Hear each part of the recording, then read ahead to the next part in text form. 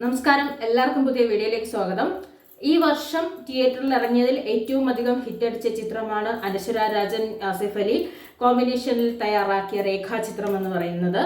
ഈ ചിത്രത്തിന്റെ ഏറ്റവും അധികം ആകർഷണമായ ഘടകം എന്ന് പറയുന്നത് എയിൽ വന്ന മമ്മൂക്ക അല്ലെങ്കിൽ മമ്മൂട്ടി ചേട്ടൻ എന്ന് പറയുന്ന ആ ഒരു ക്യാരക്ടർ അതിനുള്ളിൽ എത്തിയതാണ്. ഇപ്പൊ ചിത്രം സോണി ലൈവിലെത്തി, OTT-യിലും പ്രദർശനത്തിന് എത്തിയിട്ടുണ്ട്.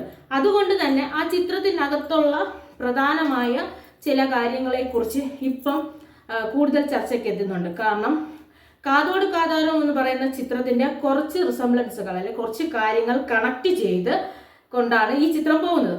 മമ്മൂട്ടി ചേട്ടൻ അതിൽ കന്യാസ്ത്രീ മമ്മൂട്ടി ചേട്ടന്റെ കത്ത് കാത്തിരുന്ന് അങ്ങനെ അനശ്വര രാജൻ ചെയ്ത ക്യാരക്ടറുമായി ബന്ധപ്പെട്ട കുറച്ച് കാര്യങ്ങളുണ്ടായിരുന്നു. അതിൽ എയിൽ മമ്മൂട്ടി വന്നിരുന്നത് പഴയ കാലത്ത് മമ്മൂക്ക ചേട്ടൻ എത്തിയിരുന്നു. മമ്മൂക്ക ചേട്ടനല്ല, മമ്മൂട്ടി ചേട്ടൻ എത്തിയിരുന്നു. അപ്പൊ ആ ആയിട്ട് അഭിനയിക്കാൻ വന്ന ആളുടെ ഒരു ഇന്റർവ്യൂ ആണ് ഇപ്പൊ കൂടുതൽ സോഷ്യൽ മീഡിയയിൽ തരംഗമായത്. കാരണം മമ്മൂക്കയുടെ ഭാവപകർച്ചകൾ അന്നത്തെ രൂപഭാവത്തിലോട്ട് മാറിയതും പിന്നെ അതിൽ മേക്കപ്പ് ചെയ്ത് എയുടെ സഹായത്തോടു കൂടി അന്നത്തെ വിന്റേജ് കാലഘട്ടത്തിലെ മമ്മൂക്കയായിട്ട് ഇതിലേക്ക് അഭിനയിപ്പിച്ചത് മമ്മൂക്ക തന്നെയാണ് എന്ന് പറഞ്ഞ്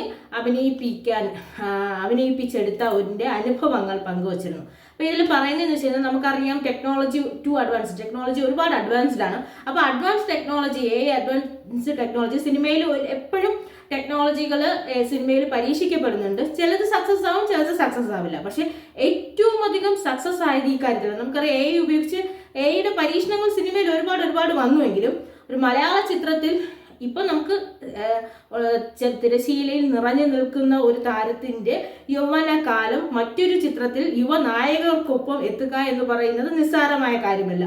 അപ്പൊ അങ്ങനെ ഒരു കാര്യം കൂടി ചേർത്തുകൊണ്ടാണ് രേഖാചിത്രം എന്ന ചിത്രം തിയേറ്ററുകളിലേക്ക് പ്രദർശനത്തിനെത്തിയത്. ചിത്രത്തിന്റെ മികവ് കൊണ്ടും അഭിനയിച്ചവരുടെ മേന്മ കൊണ്ടും തിരക്കഥ കൊണ്ടും എല്ലാം തികഞ്ഞതുകൊണ്ട് ചിത്രം ഗംഭീര വിജയമായിരുന്നു. എല്ലാവരും ഒരുപോലെ സമ്മതിച്ച കാര്യവുമായിരുന്നു. ഈ വർഷം ഇറങ്ങിയതിൽ ഏറ്റവും ഹിറ്റ് ചിത്രം രേഖാചിത്രം തന്നെയായിരുന്നു.